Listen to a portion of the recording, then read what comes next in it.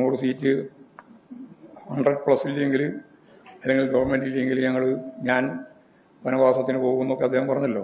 എനിക്ക് അദ്ദേഹത്തോട് അഭ്യർത്ഥിക്കാനുള്ളത്, രാഷ്ട്രീയ പ്രവർത്തനമാണ്, അദ്ദേഹം വനവാസത്തിനൊന്നും പോകാൻ പാടില്ല. ജനങ്ങളതൊക്കെ ക്ഷമിച്ചോളും. ആ പറഞ്ഞതെല്ലാം വെച്ച് അക്ഷരാർത്ഥത്തിൽ അങ്ങനെ തന്നെ കാര്യങ്ങൾ അതേപോലെ നടക്കണമെന്നും ആരും പറയുന്നില്ല.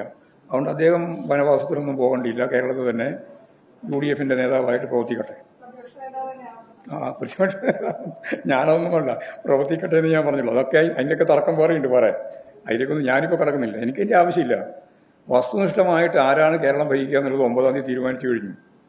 ആ തീരുമാനത്തിൻ്റെ വസ്തുനിഷ്ഠ യാഥാർത്ഥ്യത്തോട് നമ്മളെ മനസ്സിനെ പൊരുത്തപ്പെടുത്തുന്ന പണി മാത്രമേ 4-ാം തീയതി ഉള്ളൂ. അതിനിടയിൽ അവലോകനം ചെയ്തപ്പോൾ ഞങ്ങൾക്ക് മനസ്സിലാക്കാൻ കഴിഞ്ഞ വളരെ വ്യക്തമായ ചിത്രമാണ് ഞാൻ നിങ്ങളുടെ മുമ്പിൽ അവതരിപ്പിച്ചത്.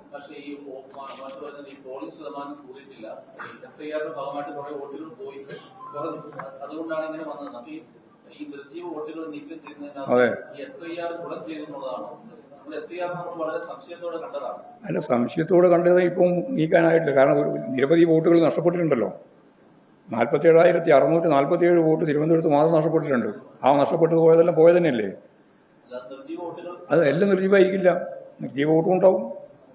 പക്ഷെ നിർജീവമല്ലാതെ വോട്ട് ഉണ്ടായിട്ടും പോളിംഗ് യഥാർത്ഥത്തിൽ ശതമാനമല്ല, പോളിംഗിൻ്റെ എണ്ണം, നമ്പർ ഓഫ് വോട്ട്സ് വർദ്ധിച്ചില്ല.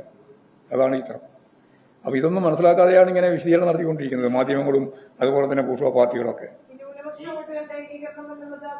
ന്യൂനപക്ഷ വോട്ടുകളുടെ ഏകീകരണം ഒരേപോലെ കേരളത്തിലുടനീളം ഉണ്ടായി എന്നൊന്നും പറയാൻ സാധിക്കുന്നതല്ല. ഒരു കാര്യമുണ്ട്, ഈ SIR പ്രശ്നം വന്നപ്പോൾ എന്തായാലും വോട്ട് ചെയ്തേ പറ്റൂ എന്നുള്ളൊരു വാശി ന്യൂനപക്ഷ വിഭാഗങ്ങൾക്കിടയിലുണ്ടായിട്ടുണ്ട്. അതൊക്കെ UDF-ന് അനുകൂലമായിട്ടാണ് എന്ന് പറയുന്നതിലൊന്നും വലിയ കാര്യമില്ല. കഴിയില്ല. എങ്ങനെ അവകാശപ്പെടാനോ?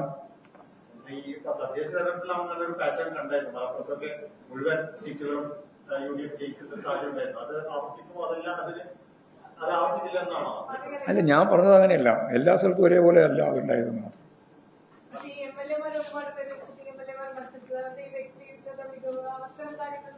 അതെല്ലാം കൂടി ചേർത്തിട്ടില്ലേ ഞാൻ ഈ പറഞ്ഞ വിജയം നേടുന്നത്. വലിയ വിജയം നേടുന്നു എന്ന് ഞാൻ പറഞ്ഞതിൻ്റെ അർത്ഥം 90 സീറ്റിൽ കൂടുതൽ സീറ്റോടുകൂടി ഇടതുപക്ഷ ജനാധിപത്യ മുന്നണി 3-ാം ടേം അധികാരത്തിൽ വരുന്നു എന്ന് പറഞ്ഞാൽ അതിൻ്റെ അർത്ഥം ഈ MLA-മാർ ഉൾപ്പെടെയുള്ളവരെല്ലാം ജയിച്ച് കയറുന്നു തന്നെയല്ലേ. അതിലെന്താ സംശയമുള്ളത്?